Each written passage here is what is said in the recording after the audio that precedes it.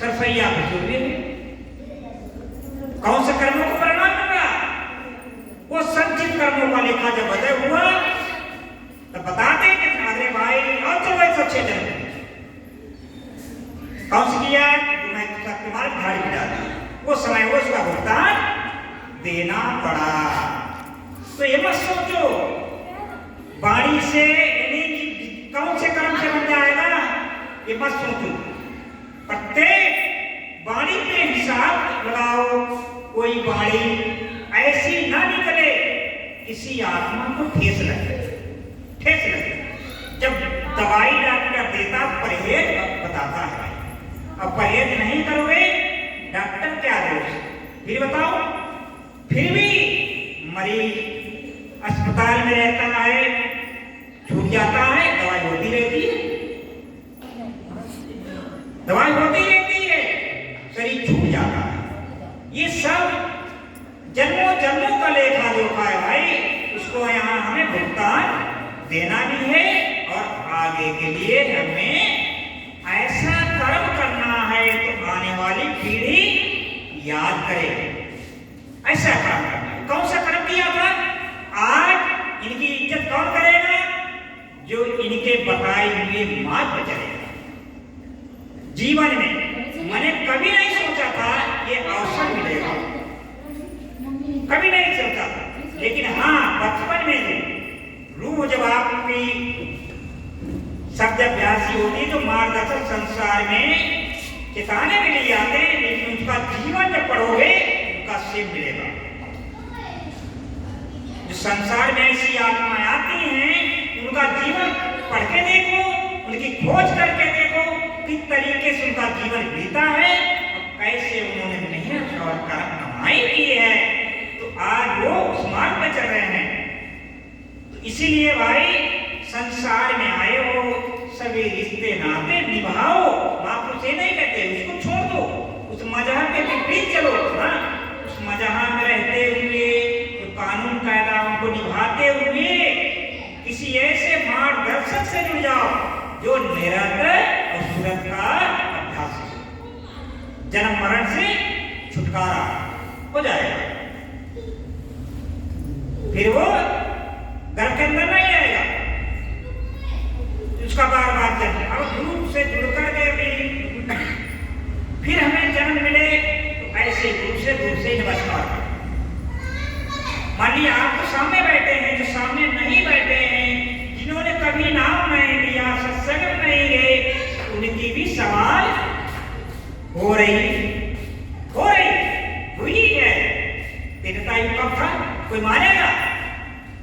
नहीं मानेगा। लेकिन कहां किस समय ये वाणी के अंदर वो ताकत है, चाहे देश विदेश में चले जाओ, ये वाणी वहां तक काम करेगी, यही शरीर वहां तक जाएगा। और जो इस शरीर से अलग है और जो इस शरीर से अलग नहीं है वो कुछ नहीं काम कर सकता, कितना भी बीन मारे, कितनी भीड़ इकट्ठा हो जाए, उसकी बस की बात नहीं है। और जो ये वाणी इस शरीर से अलग है वही देश विदेशों में काम करेगी। इसीलिए कहते हैं कि खोज कीजिए, और जब तक खोज नहीं करो, इस कान से सुना, इस कान से निकाल दिया, कोई फर्क नहीं है। गुरु ही वाणी है, वाणी गुरु ही। और ये जहां बैठे हो ये वाणी का आदेश है, किसी महापुरुष का आदेश नहीं। और वाणी के अंदर ऐसी कोई चीज नहीं है जो प्रकट हो। अब वो वाणी कौन सी है? वाणी जब साधना जब की जाती है उसमें आपको बताया जाता है, तरीका बताया जाता है। निरंतर मार्ग में जब जाओगे तो वहां आपको रिद्धि सिद्धि घेरनी है। क्या काम चाहिए? इसमें मत फंसो। संत पहले मनाही करते हैं, उनकी तरफ मत देखो, देखना भी मनाही है, देखना ही मत, सीधे दाया बाया मत देखो। गंगा में नहाते हो, यमुना में क्यों नहाते हो?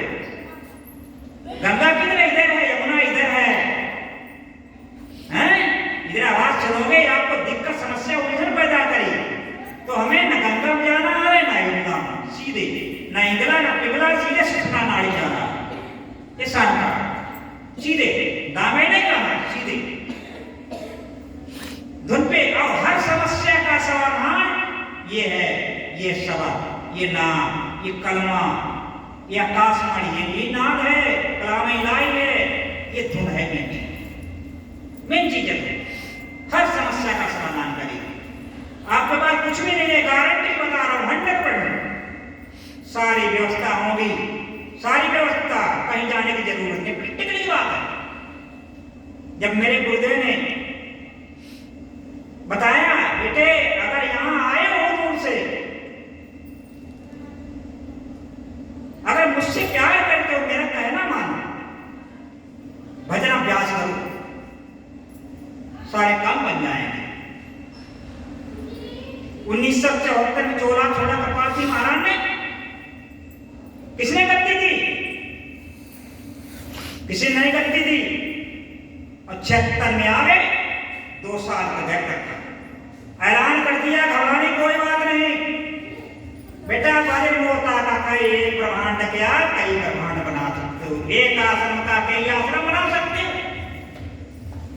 आज जो प्रोग्राम यहाँ हो रहा है, इस प्रोग्राम को कैसा रोका गया, मना कर दिया गया, लेकिन कोई ऐसा हिम्मत नहीं जो वहां पर हो सके। वो सत्ता कैसे आएगी?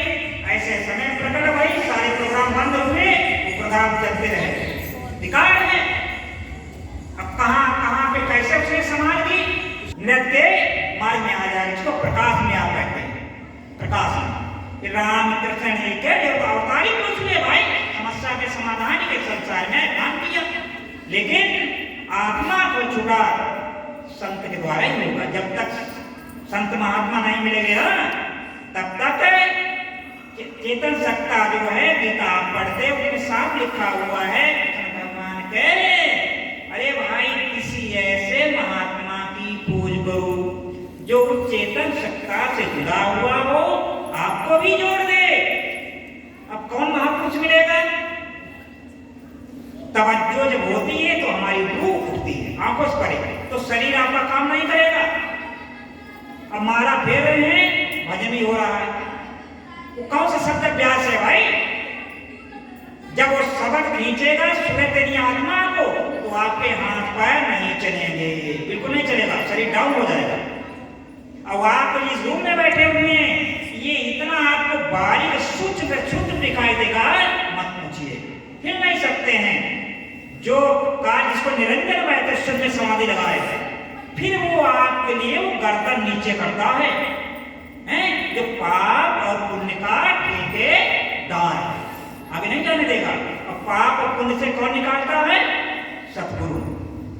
वो जन्म मरण के चक्कर में नहीं आने देगा, अगर निकाल देगा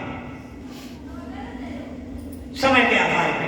तो समय के आधार पे जो भी महापुरुष आते हैं भाई, वो अपने हिसाब से काम करते हैं, लेकिन अब हम अपने विचारों से ऐसा काम होना चाहिए, ऐसा नहीं होता है, हम इतनी सेवा करते हैं फिर भी हम परेशान हैं, फिर भी हम दुखी हैं, बहुत शिकायत करते हैं। लेकिन ये मतलब नहीं है, कहते सबसे पहले नोटिस, सबसे पहले हमें अपनी कमी नहीं देखती। क्या है? गॉड इज द पावर, संसार को चलाने वाली वो कौन सी ताकत है जो सबका मालिक एक है, सबका मालिक। लेकिन जब तक आप वहां तक पहुंचोगे नहीं, तब तक आप एक समानता से सबको नहीं देख पाओगे। हमारे मन बुद्धि के आधार पे विचार बदलते रहेंगे। जब वो कोर्स कर लोगे तो आपको उस परमात्मा के सिवाय दूसरा कोई नजर नहीं आएगा। समदर्शी, जो समदर्शी होता है सबको एक समानता से देखता है। बिरला जाननहार, बिरला ही होता है जाननहार, वो भी संसार के आता है और संसार कदम बढ़ा के लगता है। फिर उसे शरीर की परवाह नहीं है, शरीर परवाह नहीं, क्या शरीर थोड़ा है, हम एक देहधारी आत्मा है। अरे कोई टांग तोड़ देगा, हाथ तोड़ देगा, हैं? इसका थोड़ा बिगाड़ सकता है, इसकी परवाह मत करो। कहता था मेरे लिए कदम बढ़ा के तो देख, तुझको शांति का दूत बना दूं तो कहना। लेकिन बहुत सी मर्यादाओं के बाहर नहीं निकलते हैं समाज के आधार पे, लेकिन जिनको रंग चढ़ गया है ना, फिर वो नहीं देखते, वो नहीं देखते कौन जाति है, कौन सी पाती है, कौन सा कुल है, कौन सा धर्म है, फिर वो निकल पड़ते हैं, कोई परवाह नहीं। फिर देखो कैसा नाम रोशन होता उनका। मैंने कभी सोचा था आप जैसे महान आत्मा को दर्शन हो गए। ये सब किसकी कृपा है? गुरु की। ये सब गुरु कृपा है। कभी जीवन में सोचो मैं अपने लिए क्या करूंगा, अपने लिए नहीं करता हूं। न बाल बच्चे लेंगे, जो उसको बाल बच्चे ले नहीं ले सकते। अगर हमने गवर्नमेंट पैसा लेता तमाम महा बना देता, रोक दिए काम। ये परमार्थ है। ये आपका एक एक पैसा बहुत अमूल्य है, एक एक पैसा बहुत अमूल्य है। ये जहर है, ये सबके बस की बात नहीं हजम करना है, इसको कोई बिरला ही हजम कर सकता है जो परमार्थ में इसको लगाए। परमार्थ वो तो ये बीमारी आपकी खत्म होगी। आश्रम क्यों बनाए जाते भाई? महात्मा की बीमारी है, सेवा करने से आपका रोग घटेगा, तन मन के मन से काम करोगे, मन निर्मल होगा, आपन प्रेम प्यार बढ़ेगा, धन जो है लगाओ, धन की बढ़ोतरी होगी गुरु कृपा से। भाई कमजोर आदमी करने तो सेवा कर सकते हैं ना। जब वहां से पब्लिक होगी दानी अपने आप आ जाएगा। जब भीड़ नहीं होगी दानी कहाँ देगा भाई? दान ये भी सोचो, वो दानी देने वाला है, भीड़ है नहीं, कहाँ देगा? ये भी सोचो, वो भी सोच रहा है, लेकिन दान भी कहाँ दो? गुरु बिन माला फेरते, गुरु बिन करते दान, और गुरु बिन दान हराम है, पूछो वेद और अरे गुरु के शरण में दान लग रहा है, वो आपके लेखे में आएगा। सत्संग जो सत्संग के द्वारा आप कुछ भी करो वो आपको लेखे में आएगा, और ऐसे दान करते हो कौन लेखेदार है? गुरु कोई है नहीं, कहाँ जाओगे? रास्ते में जाओगे, क्या हुआ किया दान पुण्य है, तब आपको भोजन पानी मिलेगा। सब छीन लेंगे रास्ते में छीन लेंगे। गरुड़ पुराण जो है आपका ग्रंथ पढ़ते हो, इस जीव के लिए कितना भी आप कुछ भी कर लो उद्धार नहीं होगा जब तक आत्म ज्ञान नहीं मिलेगा। आत्म ज्ञान में उद्धार नहीं है। हम पढ़ते हैं, जानते हैं, लेकिन मानते नहीं हैं। यही तो हमारी कमी है। तो भाई समदर्शी कोई बिरला ही जगत संसार के आता है, समय समय पे एक या दो होते थे मुश्किल को पीरियड में। अब किस सेवक से कहाँ कैसे काम करना है, कैसे नहीं करना है, माताएं बहनें देखो अपने घर में काम करती हैं, सुमिरन करते रहो, कोई भी काम करते सुमिरन करते रहो, तो आपका मन जो है इधर उधर भागेगा नहीं। और जब थक जाते हैं तो धुन पे अगर नहीं बैठे जा लेट जाओ, सारे काम हो गए। अब कौन सी आत्मा के द्वारा हमारा प्रोग्रेस होगा, बढ़ोतरी हो रही, कोई पता नहीं। लेकिन वो जब है आत्मा निकल जाती है क्या दशा होती है?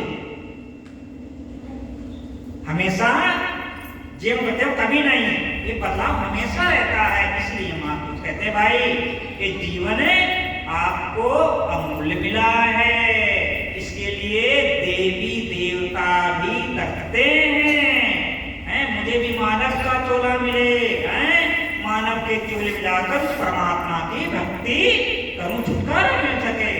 क्योंकि जिन्होंने खोजा है वो ही आपको बता रहे हैं, पाया तभी बता रहे हैं। अरे भाई कम समय हो गया आपको, ये पूजा पाठ करते रहे, गुरुदेव कहा करते हैं, अब यहाँ बहुत कर लिया, बैठ और दे, सीधे यहाँ आ जा, यहाँ छोड़ दे यहाँ, इतनी उम्र है नहीं आप जो बैठ सको।